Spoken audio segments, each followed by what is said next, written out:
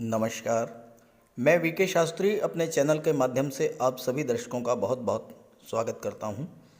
15 मार्च 2023 प्रातः 5:58 पर ग्रहों के राजाधिराज भगवान भुवन भास्कर सूर्यदेव अपनी वर्तमान शत्रु राशि कुंभ राशि को छोड़कर देवगुरु की राशि मीन राशि में गोचर कर चुके हैं।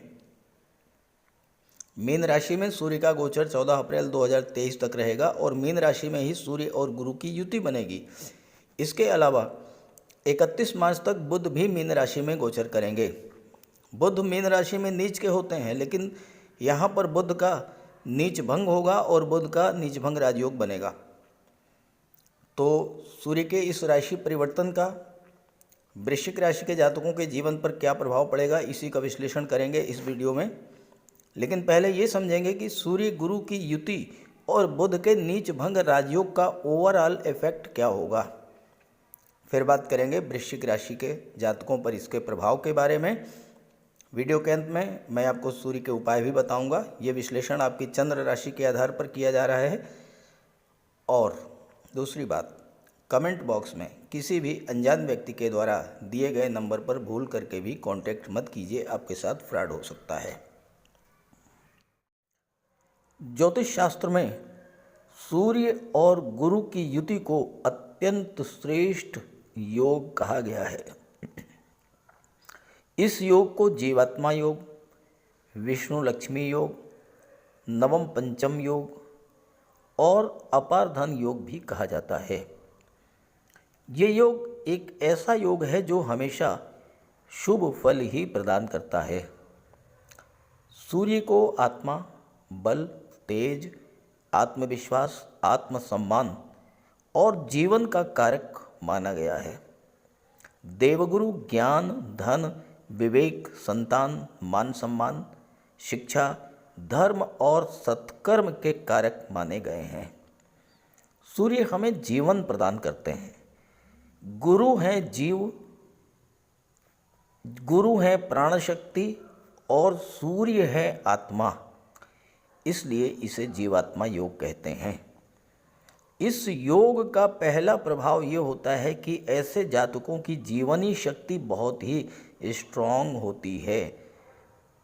कहने का अर्थ ये है कि ये योग दीर्घायु प्रदान करता है और जीवन के प्रति ऐसे जातकों का दृष्टिकोण सकारात्मक होता है।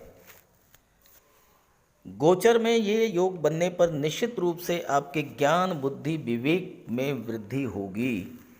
जीवन में सफलता, उच्च पद और धन प्राप्त होगा।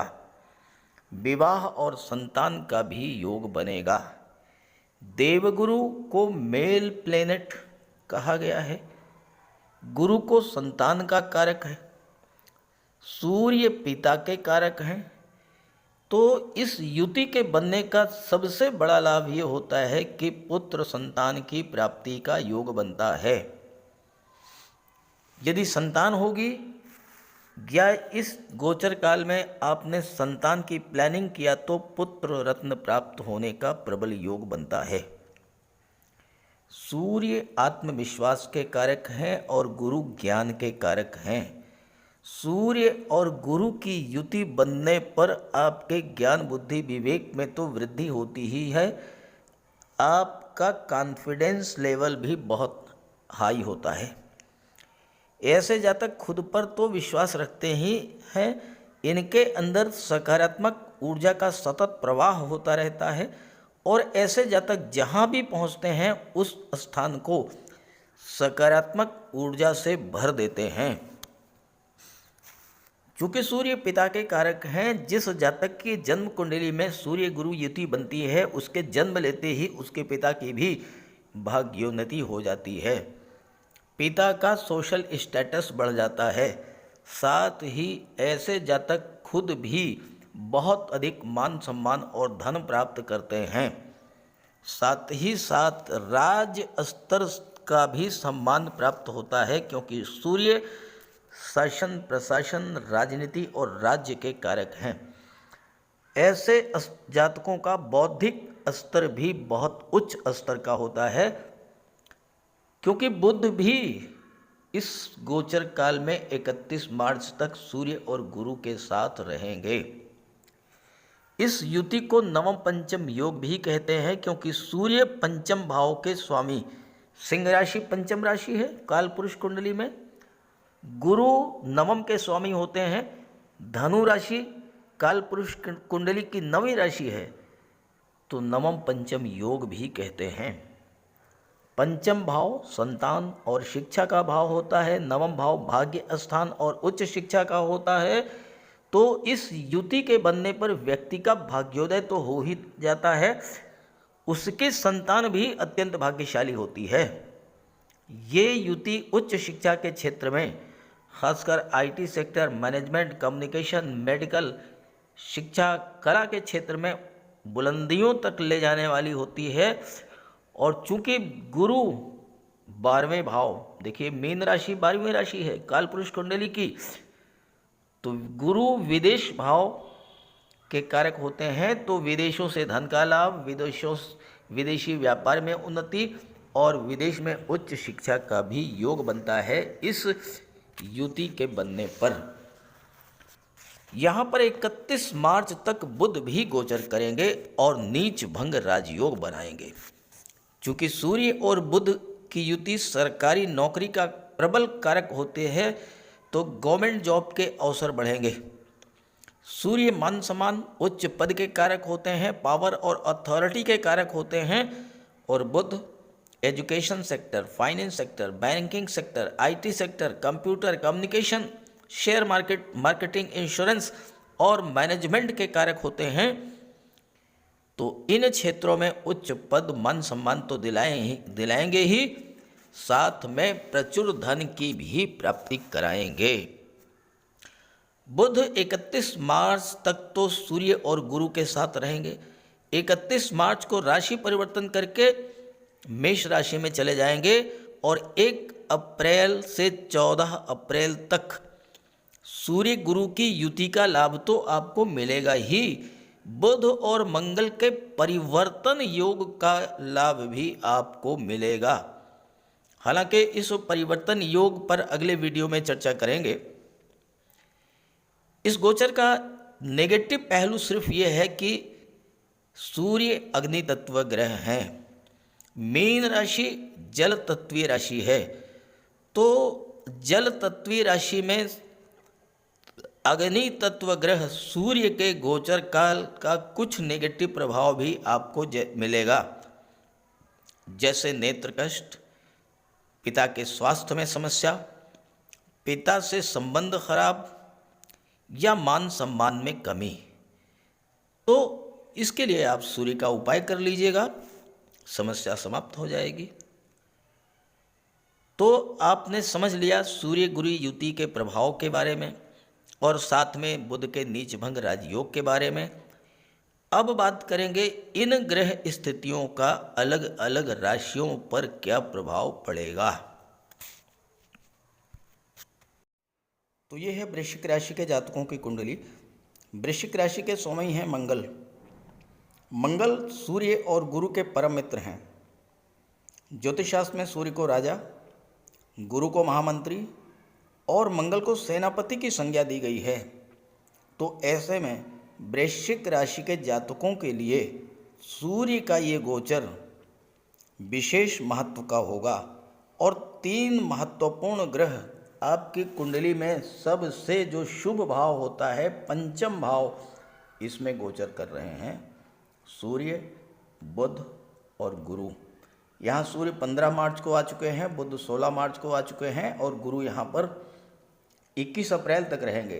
पंचम भाव में सूर्य, गुरु और बुध का त्रिग्रही योग बनेगा। सूर्य और बुध का बुधादित्य राजयोग बनेगा, बुध का नीच भंग राजयोग बनेगा। 31 मार्च को बुध छठे भाव में आ जाएंगे और यहाँ पर शुक्र 6 अप्रैल तक रहेंगे। शुक्र और बुध का लक्ष्मी नारायण योग कुंडली के छठे भाव में बनेगा। शनि चतुर्थ भाव में शश राजयोग बना रहे हैं। ये तो है ग्रह स्थितियाँ। जैसा कि मैं अपने हर वीडियो में आपको बताता हूँ, चूँकि मनुष्य बीते हुए समय में उसके साथ क्या क्या घटनाएं घटित हुई, चाहे अच्छी या खराब, उसी से सीख लेकर के अपने आप में सुधार करता है। तो इसलिए बात कर लेते हैं एक बार कि 13 फरवरी से और 15 मार्च तक जो सूर्य का गोचर रहा है उसमें आपको क्या क्या परेशानियां आई होंगी और क्यों आई होंगी। देखिए, 13 फरवरी से 15 मार्च तक सूर्य का गोचर कुंभ राशि में था शनि के साथ। ज्योतिष शास्त्र में सूर्य और शनि को एक दूसरे का प्रबल शत्रु माना गया है और शत्रु के साथ गोचर करते हुए सूर्य भी पीड़ित हुए और शनि भी पीड़ित हुए। सूर्य ग्रहों के राजा हैं। जब राजा ही पीड़ित हो तो फिर क्या हुआ होगा आप कल्पना कर सकते हैं। सूर्य पिता के कारक होते हैं, तो पिता को कष्ट हुआ होगा या फिर पिता के साथ आपके संबंध खराब हुए होंगे। सूर्य शासन प्रशासन सरकारी नौकरी के कारक हैं, तो वहाँ भी स्थितियाँ आपके अनुकूल नहीं रही होंगी। वर्कलोड बढ़ा होगा, आपके खिलाफ राजनीति हुई होगी, आपके खिलाफ पॉलिटिक्स हुई होगी, आपको नीचा दिखाने का प्रयास किया गया होगा, अधिकारियों का सहयोग नहीं मिला होगा। प्रमोशन वेतन वृद्धि का मामला था, ट्रांसफ़र का मामला था, उसमें भी रुकावट आई होगी। और अगर आपका कोई काम सरकारी अधिकारियों से था, आपको कोई प्रोजेक्ट लेना था, कोई सरकारी कॉन्ट्रैक्ट लेना था या कोई गवर्नमेंट के पास आपका पैसा फंसा हुआ था, वहाँ भी आपको दिक्कत आई होगी। गवर्नमेंट रिलेटेड कोई भी काम आपका आसानी से नहीं पूरा हुआ होगा। शिक्षा प्रतियोगिता के क्षेत्र में भी बाधाएं आई होंगी और आप सूर्यजन्य रोगों, नेत्र कष्ट, हड्डियों के रोग, हार्ट प्रॉब्लम, पाचन तंत्र संबंधी रोग, इन सब से पीड़ित हुए होंगे। आपके आत्मविश्वास में कमी आई होगी और इतना अधिक मानसिक तनाव आपको मिला होगा कि हो सकता है माइग्रेन की समस्या भी आपके साथ आई हो। जहाँ तक शनि की बात है, शनि जब पीड़ित हुए, शनि कर्म के कारक हैं, तो शनि के पीड़ित होने का सीधा सा असर आपके कामकाज पर पड़ा होगा। और यहाँ सूर्य दशम के स्वामी हैं, कर्म भाव के स्वामी हैं, सूर्य भी पीड़ित हैं, तो कार्यों की गति धीमी हुई, कार्यों में रुकावट आई होगी। शनि पराक्रम भाव के स्वामी हैं, शनि पीड़ित हुए, आपके मन में उत्साह की कमी आई होगी। और सबसे बड़ी बात, चूंकि शनि लाभ के भी कारक होते हैं, तो धन प्राप्ति के मार्ग में भी बाधाएं आई होंगी। फाइनेंशियल क्राइसिस से आप गुजरे होंगे, आर्थिक संकट भी आपने झेला होगा, काम में मन न लगना, आलस्य, थकान, घुटनों के रोग, आर्थराइटिस, जोड़ों में दर्द, मसल्स पेन, वायु विकार, एनीमिया, इस तरह की समस्याओं से आपको दो चार होना पड़ा होगा। हालांकि सबके साथ ऐसा नहीं हुआ होगा, लेकिन जिनके साथ भी ऐसा कुछ हुआ हो वो कमेंट करके ज़रूर बताएं, ताकि आपके साथियों को, आपके मित्रों को भी सूर्य शनि के युति का क्या नेगेटिव इफेक्ट पड़ा इसको समझने में आसानी हो। अब आइए बात करते हैं 15 मार्च से 14 अप्रैल के बीच की ग्रह स्थितियों के बारे में। सूर्य का गोचर आपकी कुंडली के पंचम भाव में है और यहाँ पर गुरु के साथ युति बनेगी और बुध के साथ बोधादित्य राजयोग बनेगा। पंचम भाव कुंडली का सबसे शुभ भाव माना जाता है, क्योंकि पंचम भाव से संतान, शिक्षा, लव रिलेशन, क्रिएटिविटी, पूर्व संचित कर्म और आपके इष्ट देव का विचार किया जाता है। पंचम भाव त्रिकोण का भाव है और त्रिकोण के भाव में सूर्य का गोचर गुरु के साथ संतान और शिक्षा की दृष्टि से अत्यंत श्रेष्ठ और शुभ है। यहाँ पर गुरु पंचम भाव में अति विशिष्ट कारक होते हैं, यानी पंचम भाव के प्रभाव को बहुत अधिक कई गुना बढ़ा देते हैं। और सूर्य दशम के स्वामी होकर के, कर्म भाव के स्वामी होकर के पंचम में गोचर कर रहे हैं। सूर्य दशम भाव में दिग्बली होते हैं, तो कार्य क्षेत्र के लिए भी सूर्य का ये गोचर बहुत श्रेष्ठ रहेगा। खास करके वो लोग जो शासन प्रशासन में हैं या फिर सैन्य सेवाओं में हैं या मेडिकल सर्विसेज में हैं, या जो शिक्षा के क्षेत्र में हैं, बैंकिंग सेक्टर में हैं, किसी भी क्षेत्र में उच्च पद पर हैं, उन सभी के लिए सूर्य का ये गोचर अत्यंत श्रेष्ठ लाभ देने वाला होता है। सूर्य, गुरु और बुध का पंचम में गोचर है। ऋषि पाराशर के अनुसार पंचम भाव में अगर मेल प्लैनेट्स का गोचर हो, सूर्य, बुध, मंगल या गुरु, तो पुत्र संतान प्राप्ति के योग बनते हैं। अब यहाँ पर सूर्य और गुरु का और बुध का गोचर है। अगर इस गोचर काल में आप संतान की प्लानिंग करते हैं तो वो संतान सूर्य के समान तेजस्वी, प्रतापी, बुद्ध के समान बुद्धिमान, ज्ञानवान और भव्य व्यक्तित्व का स्वामी होगा। ये जो गोचर काल है ये पुत्र प्राप्ति के लिए बहुत ही बेहतर योग बना रहा है आपकी कुंडली में।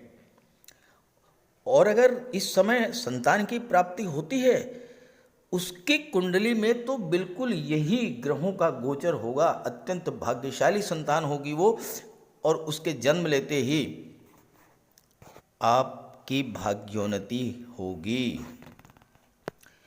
पंचम भाव से धन का भी विचार किया जाता है, क्योंकि ऋषि पराशर के अनुसार पांचवें भाव और 11वें भाव में जो ग्रह गोचर करते हैं उनके संबंधों से जो योग बनता है उससे जीवन भर धन की कमी नहीं होती है।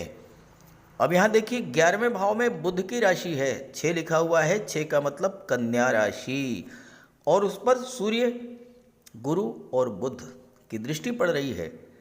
सूर्य और बुध 11वें भाव में अति विशिष्ट कारक होते हैं, तो धन की दृष्टि से भी सूर्य का ये गोचर अत्यंत श्रेष्ठ रहेगा। अब यहाँ पर देवगुरु धन के भाव के भी स्वामी हैं, द्वितीय भाव के स्वामी हैं, तो ये समय आर्थिक प्रगति, धन के संचय की दृष्टि से भी अत्यंत श्रेष्ठ होगा। बुध शेयर के कारक होते हैं, शेयर मार्केट के में अगर आप निवेश करते हैं तो आपको सफलता मिलेगी, और गुरु के साथ हैं, निवेश के लिए उपयुक्त समय है, लेकिन ध्यान दें कि किसी एक्सपर्ट की राय लेकर के ही निवेश कीजिएगा। सूर्य इस समय अत्यंत बलवान स्थिति में है, त्रिकोण में गोचर कर रहे हैं, मित्र की राशि में गोचर कर रहे हैं, और जब सूर्य बली हैं तो पुत्र संतान की प्राप्ति होती है। दशम भाव के स्वामी हैं तो प्रशासनिक कार्यों में दक्षता आती है, किसी भी चीज़ को जल्द से जल्द सीखने की क्षमता ये बुध प्रदान करेंगे, और राजनीति के क्षेत्र में भी उच्च पद प्राप्त होता है।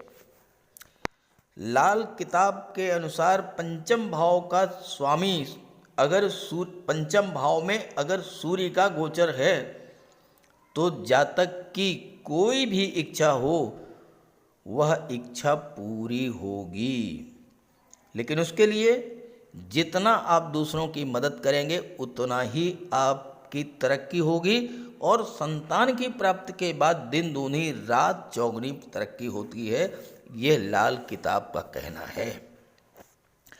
छात्रों के लिए तो ये गोचर बहुत ही अच्छा है, क्योंकि आपके राशि के स्वामी मंगल हैं, और मंगल लग्न के स्वामी हैं और छठे भाव के स्वामी हैं।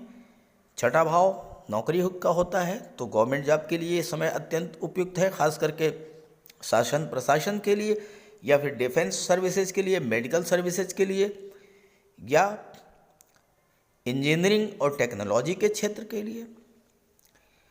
बुध यहाँ पर लाभ के भाव के स्वामी होकर के पंचम में गोचर कर रहे हैं, आपको आईटी सेक्टर, कंप्यूटर, कम्युनिकेशन या मैनेजमेंट के क्षेत्र में धन का लाभ करा देंगे।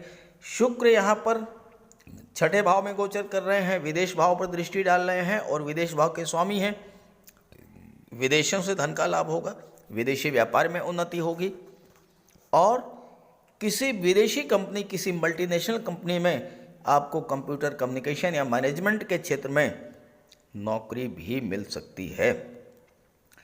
बुध यहाँ अष्टम के भी स्वामी हैं, आपको अष्टम भाव की चीज़ों से भी लाभ दिलाएंगे बुध। अब अष्टम भाव में क्या है? इंश्योरेंस के क्षेत्र से आपको धन की प्राप्ति हो सकती है, आपको टैक्सेशन के क्षेत्र से, ऑडिट के क्षेत्र से आपको धन की प्राप्ति हो सकती है, गुप्त धन की प्राप्ति हो सकती है, ऐसा धन जो कि आपने स्व अर्जित न किया हो, जैसे कि इनहेरिटेंस है, कोई पैतृक संपत्ति, वसीयत या विरासत से धन की प्राप्ति हो जाए, शेयर से, लॉटरी से धन की प्राप्ति हो जाए, ससुराल पक्ष से धन की प्राप्ति हो जाए। अष्टम भाव गुप्त रहस्यों का होता है, गुप्त विद्याओं का होता है, ज्योतिष का होता है, तंत्र मंत्र का होता है। इन क्षेत्रों में आपकी रुचि बढ़ सकती है। अष्टम भाव भूमि के नीचे के दबे हुए पदार्थों का होता है। अब बात मैं सूर्य की कर रहा हूँ, गुरु और बुध की कर रहा हूँ, लेकिन शनि के बारे में भी चर्चा करना बहुत ज़रूरी है, क्योंकि यहाँ पर शनि शश राजयोग का निर्माण कर रहे हैं और शनि की दृष्टि कर्म भाव पर पड़ रही है। अब एक ऐसा ग्रह जो कर्म का कारक हो वो राजयोग बनाए और कर्म के भाव पर दृष्टि डाले, तो किन क्षेत्रों से आपका लाभ होगा?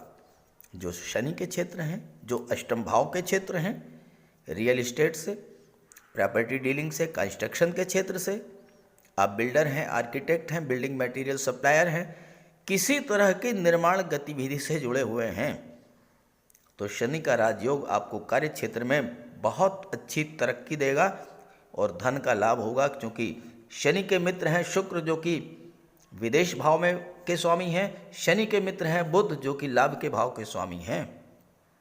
कार्य क्षेत्र से लाभ, विदेश से लाभ, विदेश में नौकरी, उच्च शिक्षा के लिए विदेश जाना, विदेश में सेटल होना, ये सारी चीज़ें आपको इस समय प्राप्त हो सकती हैं। अष्टम भाव भूमि के नीचे के दबे हुए पदार्थों का होता है, मेटल्स, धातुएं, स्पेशली आयरन, लोहा। शनि लोहे के कारक हैं। अब आप कल्पना कीजिए, पूरे विश्व में कोई भी कार्य 80% जो कार्य है वो बगैर लोहे के संभव नहीं है। चाहे कंस्ट्रक्शन का कार्य हो, चाहे ट्रांसपोर्ट का कार्य हो, चाहे एविएशन का कार्य हो, किसी तरह का कोई कार्य बगैर लोहे के, बगैर मिनरल्स के, मिनरल्स भी आपको भूमि के नीचे से मिलती हैं, पेट्रोलियम, डीजल, गैस, ये सारी चीज़ें अष्टम भाव की हैं और अष्टम भाव के कारक हैं शनिदेव। शनिदेव राजयोग बना रहे हैं। इन क्षेत्रों से अगर आप जुड़े हुए हैं तो बहुत अच्छा लाभ आपको प्राप्त होने जा रहा है। अब बात करते हैं, सूर्य, गुरु और बुध की दृष्टि लाभ के भाव पर पड़ रही है तो इसका क्या प्रभाव पड़ेगा। सूर्य और बुध कुंडली के एकादश भाव में अति विशिष्ट कारक होते हैं। एकादश भाव के प्रभाव को कई गुना बढ़ा देते हैं। जब सूर्य और बुध दोनों की दृष्टि एकादश के भाव, लाभ के भाव पर पड़ेगी तो चारों तरफ से धन के योग बनने लगेंगे। सूर्य यहाँ दशम के स्वामी हैं तो कार्य क्षेत्र से आपको धन की प्राप्ति होगी। जिस भी कार्य को आप कर रहे हैं उसमें आपको सफलता मिलेगी। सूर्य आपका सोशल नेटवर्क बढ़ा देंगे। आपके संबंध शासन, सत्ता, राजनीति के क्षेत्र में उच्च पदस्थ अधिकारियों से प्रगाढ़ होंगे और आपको इसका लाभ मिलेगा। ऑलरेडी जॉब में हैं तो उच्च पद का लाभ मिलेगा, कोई महत्वपूर्ण जिम्मेदारी मिलेगी और आईएएस, आईपीएस, सिविल सर्विसेज में आपको सफलता का योग बनेगा। बुध और सूर्य की युति बनने से शिक्षा के क्षेत्र से, शासन प्रशासन या राजनीति के क्षेत्र से, शेयर मार्केट, बैंकिंग, ब्याज बट्टा, गिरवी, कमीशन, मार्केटिंग, इंश्योरेंस, इन सब क्षेत्रों से धन का लाभ होगा और आप इस समय काउंसलर, वकालत, कोर्ट कचहरी के कर्मचारी, अधिकारी या किसी शिक्षण संस्थान के स्वामी के रूप में भी धन अर्जित करेंगे। कुल मिलाकर के वृश्चिक राशि के जातकों के लिए 15 मार्च से 14 अप्रैल तक का सूर्य का गोचर अत्यंत श्रेष्ठ और शुभ लाभ देने वाला है। फिर भी अगर आपकी जन्म कुंडली में सूर्य किसी तरह से कमज़ोर हैं या आपके जीवन में सूर्य की महादशा या अंतर्दशा गतिमान है तो आप सूर्य का उपाय जरूर कीजिएगा। बात करते हैं उपायों पर। अगर अभी तक आपने सूर्य देव का उपाय नहीं किया है तो अवश्य कीजिए। सूर्य देव की आराधना करें। खास करके छात्रों को या जो कॉम्पिटिटिव एग्ज़ाम्स की तैयारी कर रहे हैं उन्हें तो सूर्य के उपाय अवश्य करने चाहिए। सूर्य आत्मा के कारक हैं।